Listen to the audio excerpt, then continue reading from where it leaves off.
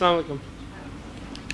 Okay, Mateen brought up an interesting point when he was talking about how a lot of times the problem isn't so much what we are allowed and what we're not allowed to do. I mean, there is some ambiguity, but a lot of the lines are very clear as well. I mean, you know, about things like, say, the prom, or about eating pork or drinking alcohol, or, you know, things like that. A lot of times the lines are fairly clear as to what not to do and why not to do it. But he brought up an interesting point that a lot of times it's very hard to defend your behavior and explain your behavior to people who don't understand Islam and don't know very much about it.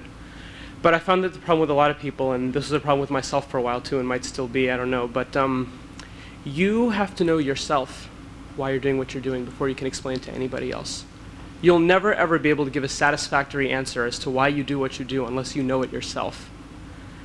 And that's something that you all should be thinking about. Like, I want to ask you now, is there anything that bothers any of you?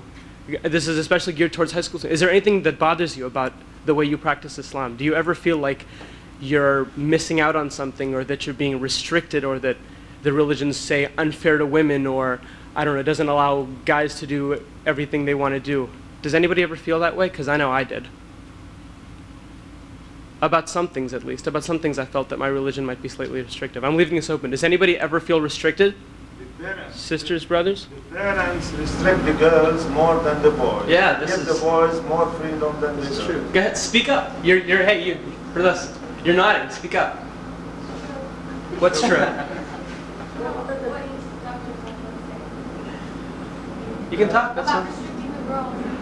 Does anybody else feel that? Do any of the other sisters feel that way? That your brother's allowed to do more than you are? Yes. Yeah? Does it bother you? Oh yeah. Yeah? Sometimes, yeah. Well then, before, I mean, so what happens when your friends say, why aren't you allowed to do anything? Well, see, my friends are really good about that, because I've been with them since grade school, and they are wonderful. I mean, they know my religion. They have been with me when Molana has come over. They have heard me say the Quran, and I used to pray in like grade school, and I mean, they love it. Alhamdulillah, that's great. They love Islam. I mean, and if someone ever bothers me about it, I don't even have the answer. They answer for me, and they'll just be like, butt out if you don't want to even talk about it or something. Yeah. You feel that you are restricted more than your brother. Yeah, well, I mean, like at home, I feel more restricted because I have to do like more of the housework. I feel like it should be equal, you know. But I mean, it doesn't work out that way. But so yeah, that's a very good example. Like anything like that, if anything bothers you about the way you practice Islam, then I would urge you to think about it, to really sit down and think about why you do what you do. There's no point in going through the motions. I mean, you know, hijab, starting to wear hijab is a very courageous thing in this country, and it takes a lot of guts. And you know, I have nothing but respect for people who can wear hijab out when, you know, Americans and all, you know, a lot of the other local people don't cover and don't care, and it doesn't bother them. And you know, I have a lot of respect for people like that, but you always got to think about why you're doing what you're doing. They say that Islam is a religion of peace, and it's true, but it's not just peace with other people, it's peace within yourself. And if you're still struggling with yourself as to why you're doing what you're doing, then you're never going to be able to explain it to anybody else. Yeah? So if you were cooking, too. Yeah? And that's why we're trying to do that. Each time one time, I don't care if you're Muhammad, you got to take that off. I've had it, remember when they had the satanic verses out? I had the most prejudiced teacher I could ever believe. And she was giving me all this crap. Oh my God, I don't understand why they're making this do that. And I was the only Muslim in my school at that time because my sister was never there. You want to something like that? I'm going to say it on the, we can't hear it. So what I did is I didn't know what to do, so I was talking to some of my parents about what to say about the satanic verses.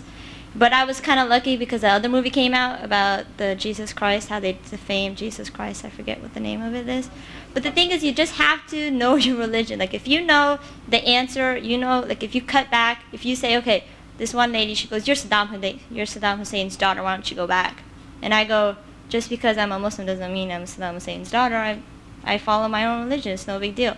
And they say so many mean things to you, but do not be, like, don't just sit there and say, just take it. That's the worst thing you can do. Do not take it.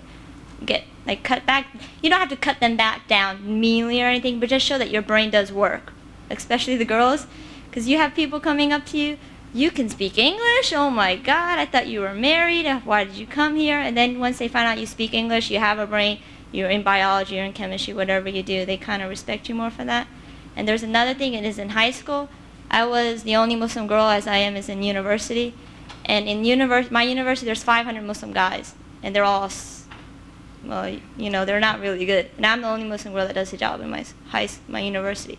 And people really respect you. They really, like, once in a while you have people coming up and they're really mean to you, and then, like what she was saying, people come up to you and they come up to you and they say, leave her alone, just leave her alone, and they'll protect you. So just be strong, stick to your religion, don't get off your path. If you do go off your path, ask for forgiveness, and inshallah you'll be fine.